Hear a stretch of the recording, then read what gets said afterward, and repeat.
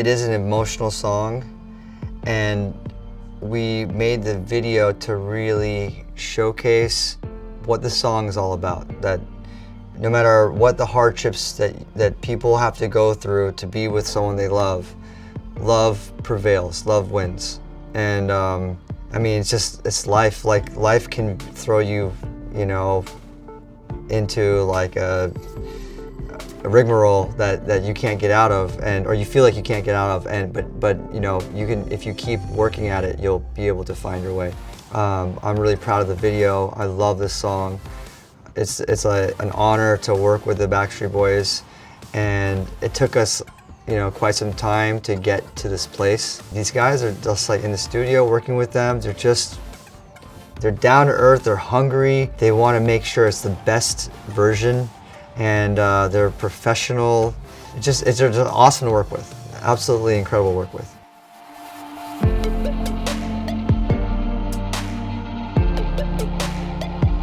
So we were already talking, me and Nick were already like chatting and talking about getting together and working on music, but we didn't have the opportunity to really feel the energy from each other. And he was out, I don't know if he was like, if I dragged him into the club or whatnot, but I just remember I was playing a show at Omni in Las Vegas. He was behind me, and I was already playing a Backstreet Boys song in my set. So I'm like, this is like amazing timing. And I told Nick, I was like, I'm gonna play Backstreet Back tonight, like in like 5 minutes. And he's like, what? And then he just grabbed the mic and he got on stage and he just did his thing, and I was just like, the crowd was going crazy. So I just felt like the energy was combustible, you know. It was all my fans, these EDM fans, the people that come to Vegas are all kinds of fans. They're not just EDM fans, but they love, obviously, electronic music, and then they love Backstreet Boys, and the whole place was singing Backstreet's Back. So we got off on stage and like we're buzzing, you know, and then finally I got back on the phone with them, and it's like, we need to get in the studio. We got to chop up and get some music going. And eventually they came to my house, and I have like an incredibly fun house called Aoki's Playhouse in Las Vegas, and we're jumping in the foam pit. I mean, I have all kinds of fun, like, you know, teenage fantasy dream scenario of a house. So we're doing all that fun stuff. Then finally we get down to the studio, and then, you know, that's when like we're all like kind of vibing on different ideas. And the kind of inception of what Let It Be Me was like, the seed was planted there. And then we, you know, months and months later, we kind of like went back and forth. They came back and recorded the vocals in my studio. They recorded some of the vocals other places. You know, they are 5 guys, so it's like a lot of vocals you have to cut. Yeah, and we kind of like nurtured this song without a rush, which was nice. You know, like, we're gonna put the song out when it's time. It's like there's no rush for it, and I'm glad that we took our time with the song, because it feels so comfortable, and it feels so organic and natural, and it really is like this world of the Backstreet Boys world, and, you know, the Steve Aoki world, dance and electronic and pop coming together in a really beautiful way. And the lyrics to the song are they're so touching and so emotional, and I'm just so proud of the song.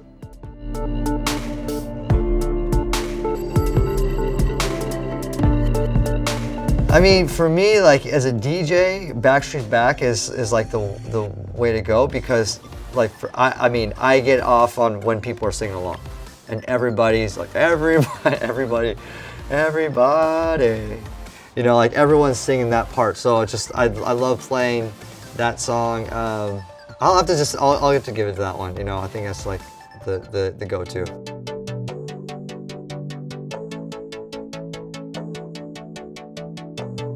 Neon Future 4 is packed with collabs.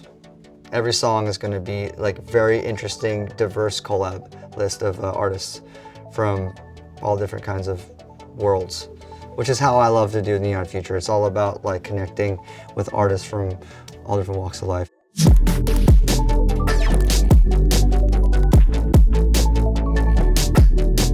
Yeah, so Blue just dropped, and I'm, you know, when people ask me the question, why now?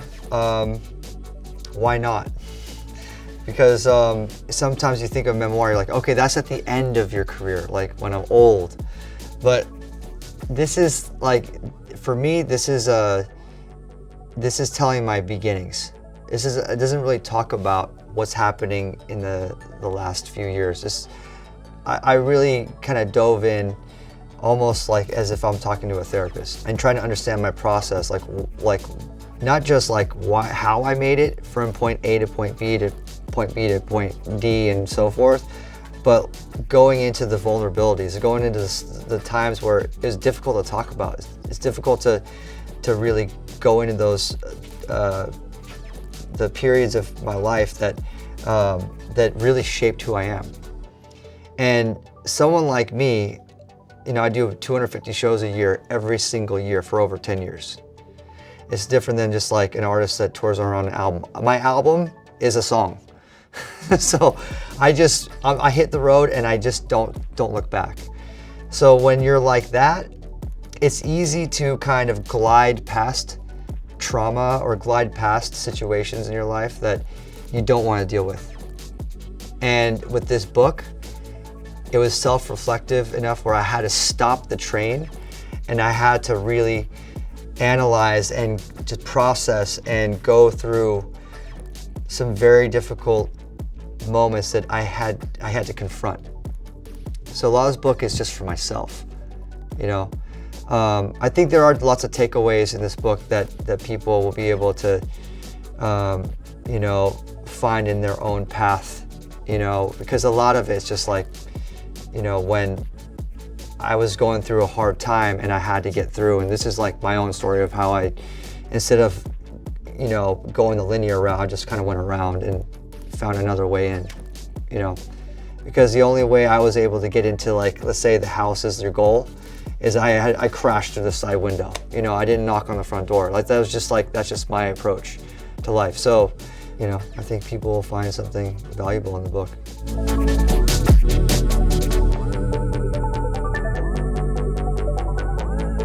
There's a lot of stuff that's like very touchy, you know, because for one, I don't really put my personal life out in the public so much. So this was my kind of, I just gave it all out there. This was 6 years. You know, my publisher was like, when is you finishing this book? For like, thankfully they've been patient with me, because I think they were gonna drop me a few times because it just was like, I need to restart the whole thing, you know, because I mean, it's hard to write your life in 200 pages. Like, it's hard to go through and pick the stories that are gonna follow this narrative, because it's like, there's so much you can include. Like, the outtakes of the book are like, you know, they could fill up 5 more books, honestly. It is very hard to be able to, you know, translate it all and like kind of mold it all into 200 pages and have it, you know, follow this narrative that I've been trying, you know, that I'm guiding and navigating people, you know, through, you know, blue, this idea of blue, you know, where it's like all the different emotions and shades and feelings that make up who I am.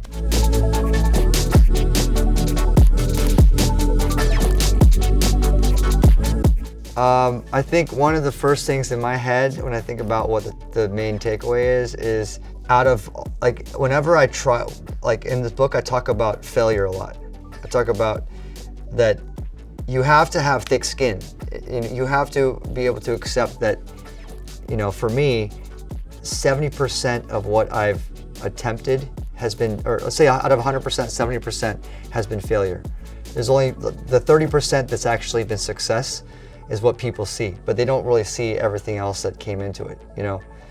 Before I made my like first breakthrough remix, Pursuit of Happiness in 2009, I made like 50 remixes. And some of them were like these huge remixes that you would imagine would be super popular. Like I think even around that time I'd remixed Drake, a song by Drake, and he had Eminem, Lil Wayne, Kanye West on the track. But no one heard it because it wasn't that good of a remix. You know, it's just the nature of how, you know, the creative process is. Sometimes what you put out there sucks, and you just have to accept that, you know. So it's yeah, I think that's like I kind of go through that whole process of managing your expectations and, you know, accepting failure, but also using failure as a reference point to, you know, reprocess and kind of reanalyze your approach and go back at it again. And also sometimes you're gonna have to switch lanes, you know.